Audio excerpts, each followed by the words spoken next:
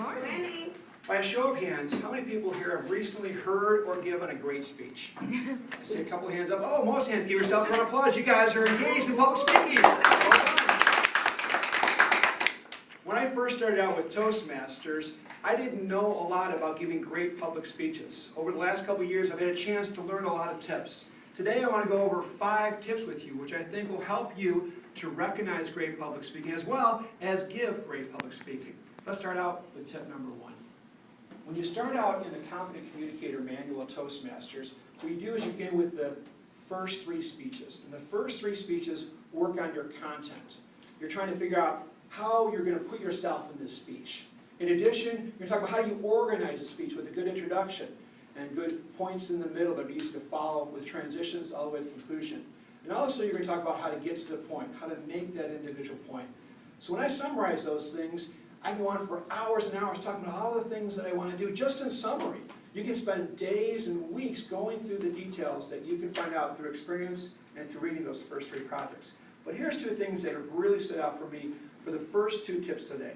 Tip number 1, I encourage you whenever you write a speech is to write a theme sentence. And if you go ahead and take out your handout here, you should have one either on the back table or next to you. You can fill in the blanks as you go along. So number 1 is use one theme sentence for your speech. Use one theme sentence for your speech. And here's what I mean by this. Here's an example. One of the speeches that I wrote early in my Toastmaster career was the fact that my family really enjoyed a vacation we took to Grand Canyon. Well, that's like a little paragraph describing all that. So what you want to be able to do is come up with one succinct sentence in 10 words or less. So how can I describe that? I could say, well, one of my family's favorite vacations was our trip to the Grand Canyon. It's about 13 words. What are some ways I can shorten it? Anybody can give me an example? Maybe 7 or 8 words instead. The Grand Canyon trip. The Grand Canyon trip. That's 4 words. Thank you, Eddie. Give him a round of applause for volunteering. We can go a little bit longer. We say our exciting Grand Canyon trip, or our favorite Grand Canyon trip, or our favorite vacation. See how those 4 or 5 words give you a little bit of curiosity. Grand Canyon trip. What happened to the Grand Canyon? Our favorite vacation. What made it favorite? And what that helps you do is not only have a clear, succinct sentence, but it helps you in your speech. You can get that clear, succinct message in your beginning, and in your middle, as well at your end. And by having that repetition, it helps your people who are listening to the speech. Typically, guess how much people forget about your speech when they hear it within 24 hours? 50%. So if I've mentioned my theme sentence twice, how many times are they going to remember it then? Only twice. And usually within a week, how much do they forget? About 75% of your speech. So I've mentioned it 4 times, they're going to forget 3. But if I mention 4 or 5, it makes it much easier for them to remember that theme sentence. So it helps your audience remember it if you can say that multiple times. If you listen to a 90-second commercial, how often do they say the phone number? 4 or 5 times, right? And that's in a 90-second commercial. So it helps us as public speakers and us as public listeners to public speakers to have that theme sentence to help us remember the key points of the speech. It also helps you to filter. When you want to think about how big a speech is, you go back to the theme sentence. Does it fit or not? If it doesn't, guess what? You can put that into your next speech. Now you got 2 speeches instead of 1. Here's another thing I want you to do. Close your eyes for a moment. Picture yourself, it's a nice summer day. You won a trip to the Summer Olympics. You're standing in the middle of the Olympic Village. And in the middle of the Olympic Village, you look up, and there's a white flag fluttering in the breeze. And in it, you see 5 circles connected together. All right, go ahead and open your eyes. What did your circles look like?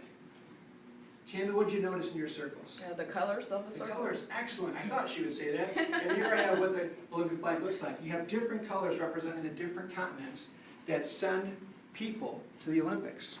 And I want you to remember that the Olympics means excellence, and I want you to develop circles for your speeches of excellence. So turn your paper over. What I want you to do is draw 3 circles. 1 circle at the top, towards the right side, and 2 circles at the bottom, and connect all 3 of them together. So 1 circle at the top, and then 1 right below that, a little bit to the left, and a 3rd one a little bit to the right. And those 3 circles are all interconnected. And so for tip number 2, what I want you to do is I want you to answer the door. Let's take a quick break. We're going to have somebody do the door, and while we're talking about that, we're going to talk about the circles. What I want you to do is for tip number 2, is hit 2 or more of your circles. And here's what your circles are going to mean. In your top circle, write things I love. Things I love. So go ahead on your sheet there, write things I love in your top circle. On your bottom left, on that circle, go ahead and write things I know. Things I know in the bottom left circle. And then in the bottom right circle, things my audience cares about. Things my audience cares about. What I want you to do is always hit at least one of these circles. You're going to have a good speech if you do. If you can, try to hit 2 out of those 3 circles. Then you're going to have a very good speech. And once you get good at working with your mentors and practicing speeches, you'll be able to hit all 3 in a speech.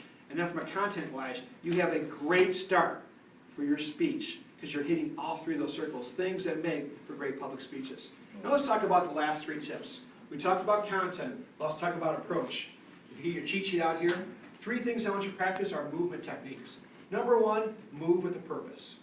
You notice that I'm standing still, and that's your second tip. In terms of movement techniques, plant your feet, but go ahead and move your body and move your hands, and even move your face. Show some facial gestures. But when you move, pick a point to move. For example, I'm changing the subject, and I'm starting to move. What I want you to be able to do is go ahead and plant your feet when you do that new spot. Go ahead and bend down once in a while, use your legs, use your bodies, use your arms, but stay planted once you get to that one point. And finally, one other point I want you to consider, if you do get behind a lectern, don't grab on for dear life like I did the first speech. What I want you to do is go big. You want everything from your elbow and above. Because I say this, we're on point number 3, it's going to be hard for Linda to see. She's in the front row, the lectern will cut her off.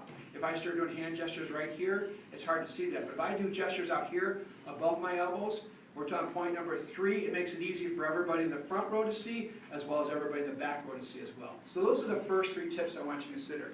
Tip number 4, that we're going to also talk about a little bit, is 4 dimensions of sound.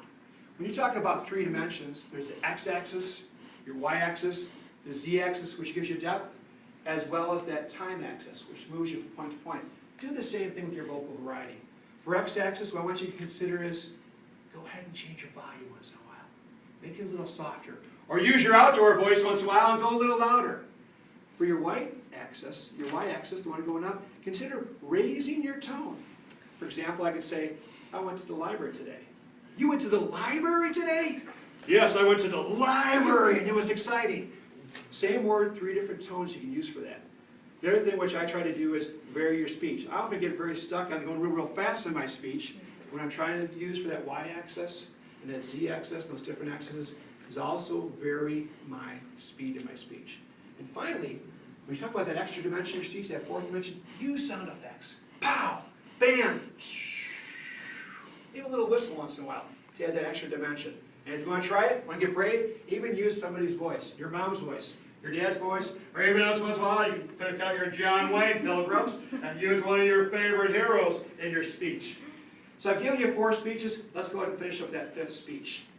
One of the things I want you to do is connect with 5 people before your speech, during your speech, and after your speech. Before your speech, you want to connect with people in the room. See what they're thinking about, what they're talking about, what their energy level is, what's their background, what are the differences between your audience members, what are the similarities. And then during the speech, make sure you connect with people. You want to look somebody and smile at them, maybe give them a head nap, help give you that energy, help give them energy. And then do the same thing after your speech. After your speech, talk to people. Tell them what they did good in their speech, what they did good in the meeting. Guess what they'll do for you? They'll tell you how you did in your speech as well. And that's the best way to have 5 tips for your public speaking. Things we talked about today, we talked about some of the ways to build your content, your approach, and your connecting with the audience. Doing all 5 of those things, and you too will be a person who can do great public speaking. Mr. Evaluator.